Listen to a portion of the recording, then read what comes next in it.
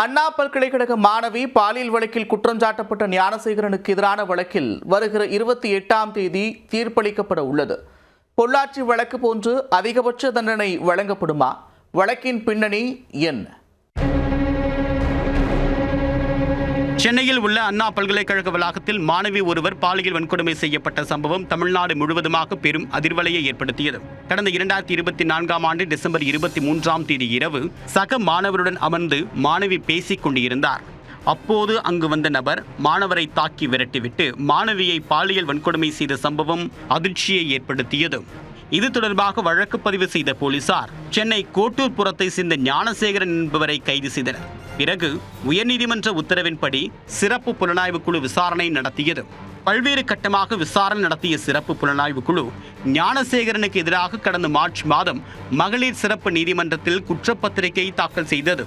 இதையடுத்து தனக்கு எதிராக கூறப்பட்டுள்ள குற்றச்சாட்டுகள் தவறானது என்றும் ஆதாரங்கள் இல்லாதவை என்றும் ஞானசேகரன் தரப்பில் முறையிடப்பட்டது. எனவே வழக்கில் இருந்து தன்னை விடுவிக்க வேண்டும் என்றும் மனு தாக்கல் செய்யப்பட்டது. ஆனால் அந்த மனுவை மகளிர் நீதிமன்றம் தள்ளுபடி செய்தது. சென்னை அல்லிக்குளம் வளாகத்தில் உள்ள மகளிர் சிறப்பு நீதிமன்ற நீதிபதி வேறு நீதிமன்றத்திற்கு மாற்றப்பட்டதால் வழக்கு சென்னை போக்ஸ்கோ சிறப்பு நீதிமன்ற நீதிபதி ராஜலட்சுமி முன்பாக விசாரணைக்கு வந்தது.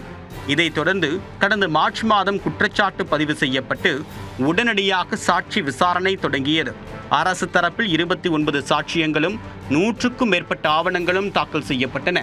மேலும் ஞானசேகரனுக்கு எதிரான குற்றச்சாட்டுகள் அனைத்தும் நிரூபிக்கப்பட்டிருப்பதாக காவல்துறை தரப்பில் தெரிவிக்கப்பட்டது. அறிவியல் ரீதியிலான ஆதாரங்கள் உள்ளதாக கூறியதால் அதிகபட்ச தண்டனை வழங்க வேண்டும் என்றும் வாதிடப்பட்டது.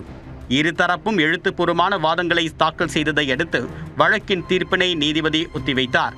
இந்நிலையில் ஞானசேகரனுக்கு எதிரான வழக்கில் வருகின்ற 28ஆம் தேதி தீர்ப்பு வழங்கப்படும் என்றும் அறிவிக்கப்பட்டுள்ளது. அண்மையில் பொள்ளாச்சி பாலியல் வழக்கில் குற்றம் சாட்டப்பட்ட 9 பேருக்கும் சாகும் வரை ஆயுள் தண்டனை விதித்து கோவை மகளிர் சிறப்பு நீதிமன்றம் அதிரடியாக தீர்ப்பளித்தது. அண்ணா பல்கலைக்கழக பாலியல் வன்கொடுமை வழக்கில் கைது செய்யப்பட்ட ஞானசேகரனுக்கு இதுவரை ஜாமீன் கிடைக்காததால் தொடர்ந்து சிறையில் இருந்து வருகிறார். அவருக்கு எதிரான வழக்கில் 6 மாதங்களுக்குள் விசாரணை அனைத்து முடிந்து தீர்ப்பு தேதி அறிவிக்கப்பட்டுள்ளது.